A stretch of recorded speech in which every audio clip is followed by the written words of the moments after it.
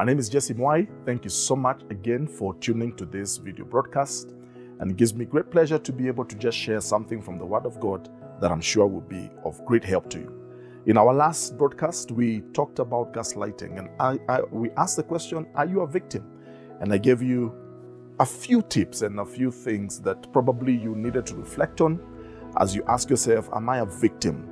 And we will not be able to go through them today, but you can always refer back to the previous video on this. We want to take this to the next level.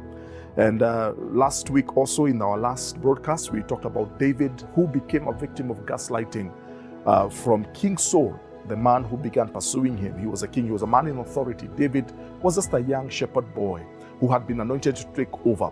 But as a result of the things that he was subjected to by King Saul, he found himself in one instance in a place called Gath. Yeah, he found himself so afraid that he began behaving as though he was insane. And that's what we discovered, that sometimes gaslighting, which is a form of emotional abuse, it is a form of emotional manipulation, can actually result in you sometimes behaving like you're mad.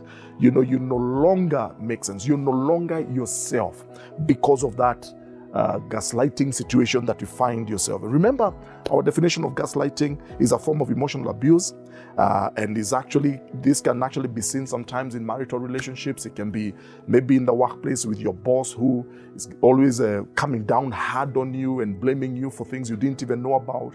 It can be maybe even in a social relationship, maybe just one friend to the other, or it can be even in a parental relationship.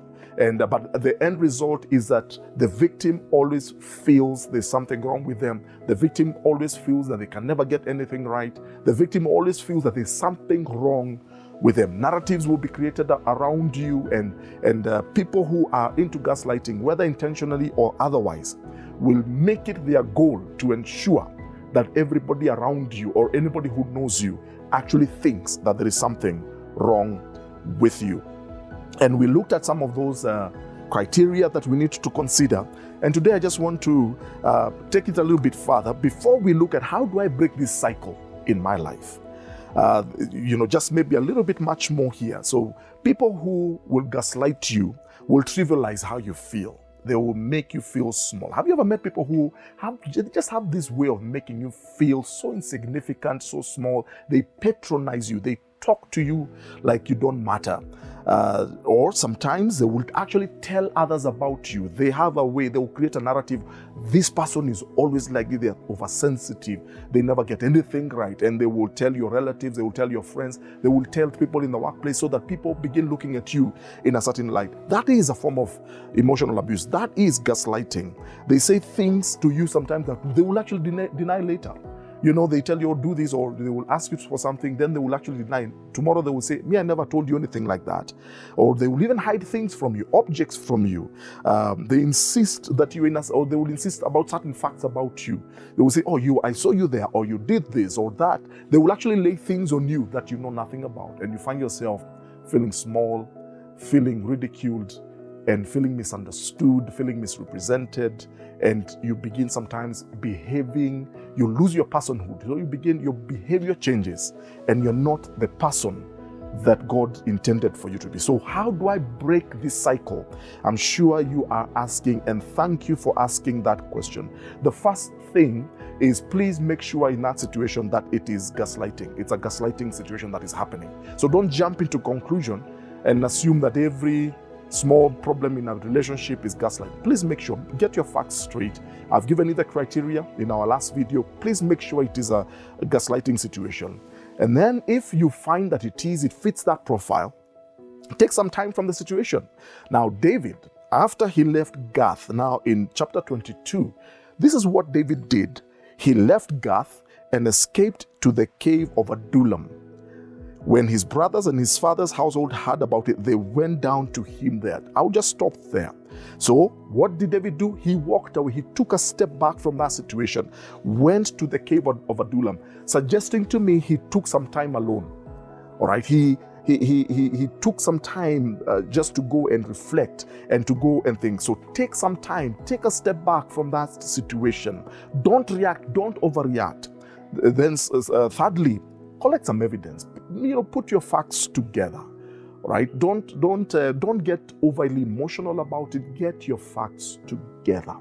And that is the purpose of you isolating yourself for a while. For a season, take a step back from that situation so that you can be able to think clearly and straight, so that you can be able to collect and put your facts together.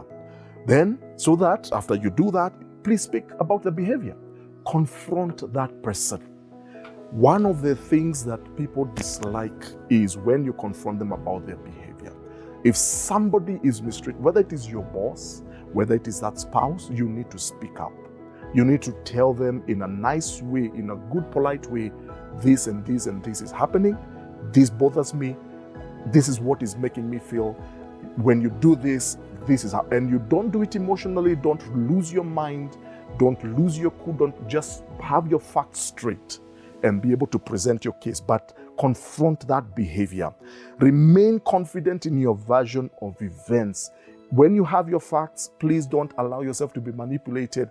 Don't allow somebody to tell you that that's not true. This is how it was. Stick to your story. Stick to your script. Number 6, focus on self-care. Take care of yourself. How do you do that? Meditate on the Word of God. Pray about how you feel.